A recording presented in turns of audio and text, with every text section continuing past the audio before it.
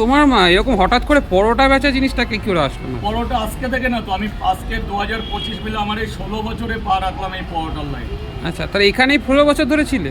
এই তো ওইখানে আমার দোকান ছিল, আজকে একটু কেড়ে যাচ্ছে বলে আমি এক সাইডে সরে এসেছি, যাতে আপনারাও আমাকে এখানে দাঁড়িয়ে ভিডিও করতে পারেন, কি 5 জন দাঁড়িয়ে খেতে পারে। ওখানে আমার শাটারওয়ালা দোকান এখনও আছে, তো ওই রোডের উপরে। আচ্ছা, ওই যে বড় লজের সামনে। আচ্ছা, ওই জায়গাটাই খুব ডিস্টার্ব হয়ে যাচ্ছে, এত লোকের জমা। মানে পুলিশ কোনো ঝামেলা করতো না এখানে? ওখানে না, সাধারণ মানুষের যে ভিড়টা, যে গ্রেফটা আর কি, অন্য দোকানদের প্রবলেম হয়ে যাবে। আমি আরো 5 জন ব্যবসায়ীর কথা ভেবে আমি ছেড়েছি।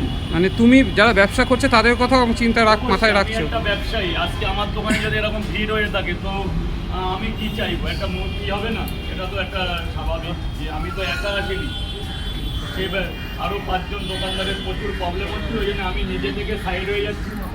নাকি দোকানদাররা কোনোভাবে চাপ দিচ্ছে, এরকম কোনো ব্যাপার আছে? চাপেন না, মানে ব্যাপারটা কি প্রচুর ভিড় হয়ে যাচ্ছিল, আমাকে চাপ কে দেবে? আমার দোকানে আমি ব্যবসা করছি না, হয় না একই রকম খাবার দোকান আসলে পাশের দোকানের লোক যদি চলে আসে?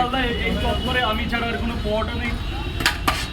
আর আজকে থেকে না তো, সোশ্যাল মিডিয়ায় আজকে 9 মাস, আমি 14 বছর ধরে ওই জায়গাটায় মাল বেচছি, একই পরোটা একই ডিম। আজকে মানুষের ভালোবাসা পেয়েছি, পরোটা একই আছে।